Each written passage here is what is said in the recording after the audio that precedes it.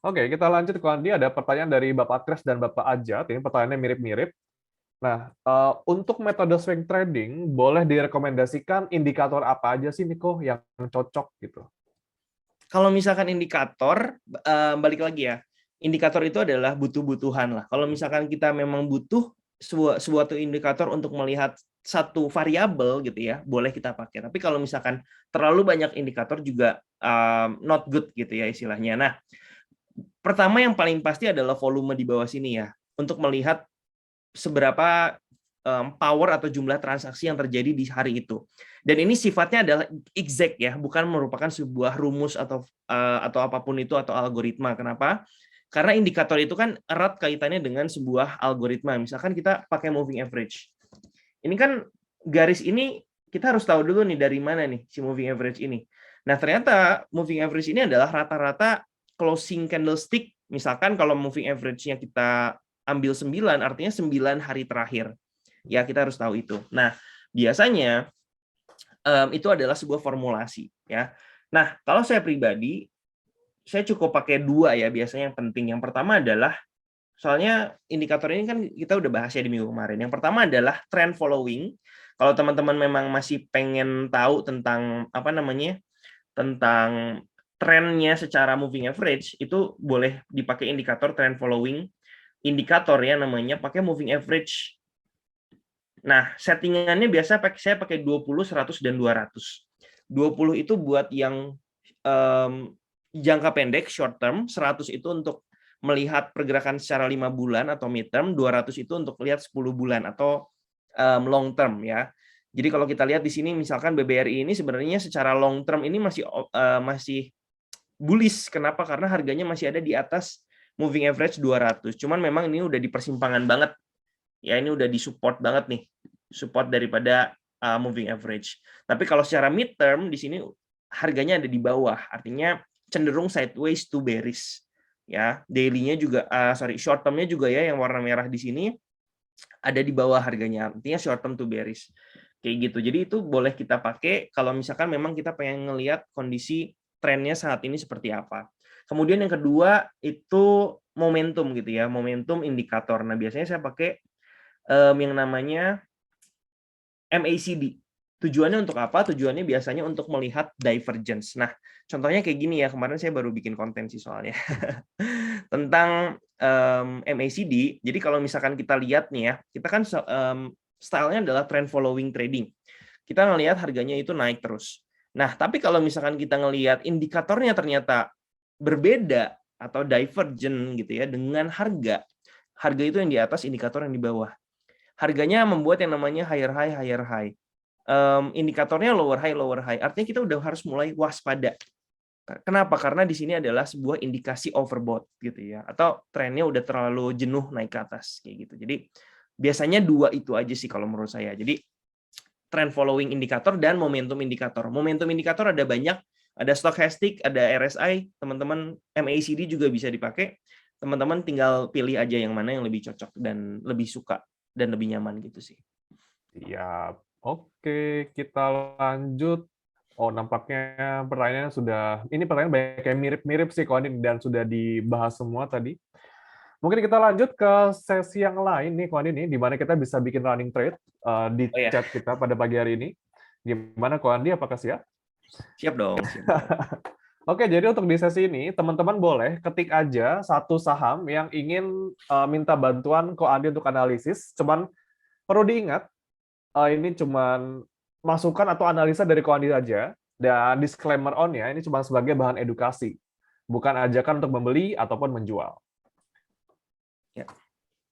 Oke, oh dan ada pertanyaan lagi, mungkin ini aku yang jawab. Untuk rasio PEG itu belum ada di HOTS ya, karena memang perhitungannya itu sangat subjektif, harus ngitung mandiri, jadi harus memang agak ngulik lebih dalam sendiri kalau untuk PEG ratio. Dan buat teman-teman yang ingin mendapatkan rekamannya dari minggu pertama hingga terakhir, itu nanti akan langsung dikirimkan ke email teman-teman masing-masing pada saat kompetisi sudah selesai berlangsung. Oke, sudah cukup banyak dan untuk yang aku ambil itu bukan saham yang baru IPO ya, jadi yang bisa biar kita bisa lihat chartnya. Wah, banyak banget. Lebih banyak dibandingkan minggu-minggu sebelumnya nih, Ko Adi nih. Aduh. Oke. Cukup menarik. Berarti kalau sekarang portofolio Ko Andi lagi kosong tadi ya? Ada sih, cuman beberapa dan porsinya kecil aja sih. Oh, Gitu. siap. Hmm, Karena market lagi kurang begitu bersahabat belakangan ini ya. betul, betul. Lebih baik cash out sih.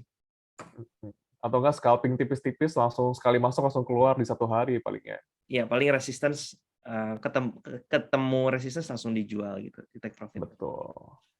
Oke, boleh di stop. Saya sudah mendapatkan beberapa saham yang belum pernah kita bahas di minggu-minggu sebelumnya. Ini masih saham-saham yang baru-baru nih. Kita akan coba pandangan Ko Andi. Boleh. Untuk saham pertama, Ko Andi, boleh diceritakan. Boleh kasih view-nya untuk SCMA, Ko Andi? SCMA ya, oke. Ya. SCMA, udah pernah ya kayaknya waktu itu ya? Atau Udah belum? pernah. Iya, SMA view-nya waktu itu kalau nggak salah tetap ya, weekly-nya kalau kita lihat memang masih dalam sebuah struktur yang bearish ya, turun. Kalau kita lihat di sini udah ada garis yang saya buat, yang kita pernah buat sebelumnya. Kemudian kemarin ini rame ya karena volumenya tiba-tiba naik tinggi dan harganya pun naiknya cukup signifikan. Nah, untuk saat ini menurut saya pergerakan naik ini merupakan pergerakan secondary reaction atau koreksi daripada impulsive movement-nya ke bawah. Jadi kan biasanya kalau kita lihat tangga ya, kalau misalkan sebuah tren itu membentuk tangga, misalkan kalau naik ke atas kayak gini, kalau turun berarti turun ke bawah kayak gini kurang lebih. Nah, sekarang itu ada di mana? Ada di tahap koreksinya atau di anak tangganya di sini. Ini view saya sampai saat ini ya untuk SCMA, dan ini juga bisa berubah terus view-nya tergantung price action-nya nanti seperti apa. Cuman yang perlu diperhatikan adalah untuk short term-nya ini sebenarnya masih ada potensi untuk naik.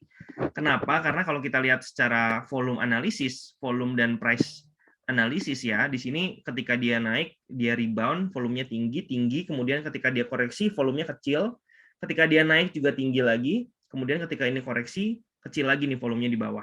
Dan kalau kita perhatikan mungkin di 1 jam, ini adalah area support resistance juga nih di sini nih. Ya kan, di sini adalah area support resistance, area demand ya sebenarnya ya di sini kecil. Jadi harganya saat ini ada di area sini, jadi mungkin untuk short term-nya ini ada potensi untuk naik.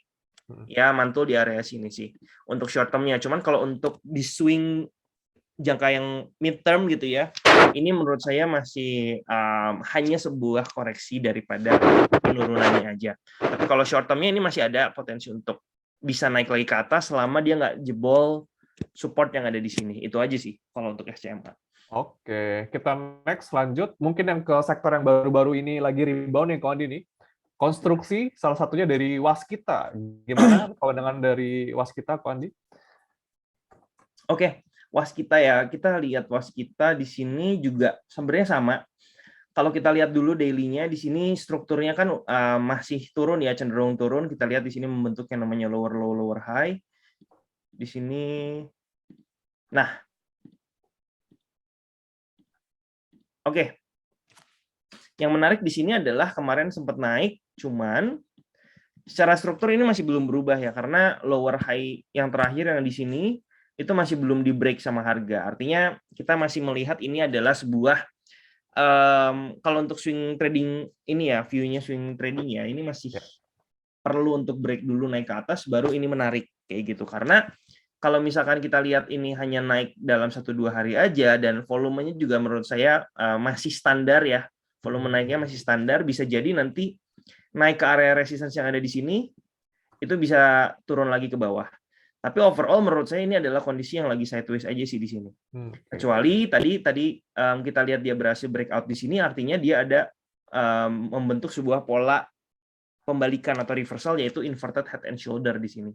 Yang artinya mungkin bisa kita masukin ke watchlist dan bisa kita lirik untuk kedepannya seperti apa untuk swing. Tapi kalau untuk saat ini menurut saya ini masih hanya bagian daripada koreksi, mengingat IHSG-nya pun masih konsolidasi, jadi masih belum terlalu menarik sih. Jadi ini hati-hati juga resistance, ketika naik ada potensi untuk turun lagi gitu.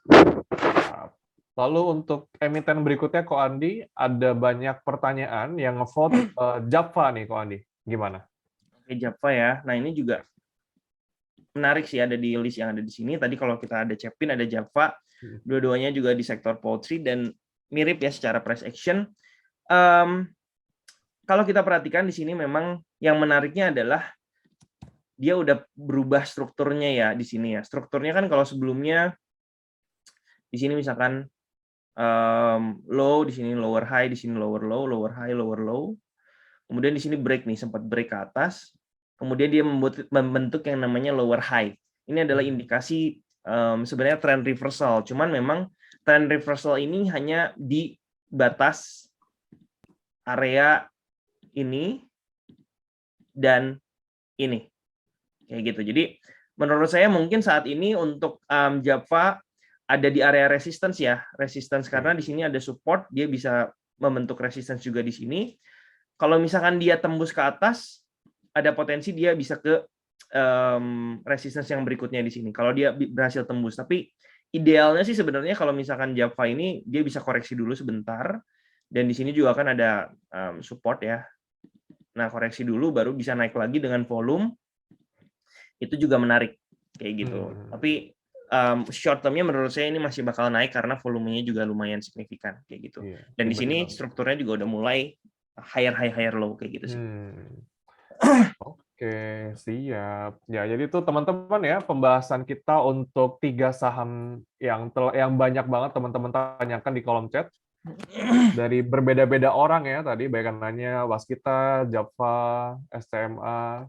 Mohon maaf untuk semuanya nggak bisa dibahas satu-satu sahamnya ya, karena kita sudah mentok nih 11.15, ternyata kok Andi kita sudah offside 15 menit, ternyata nggak terasa waktu berjalan secara cepat sekali.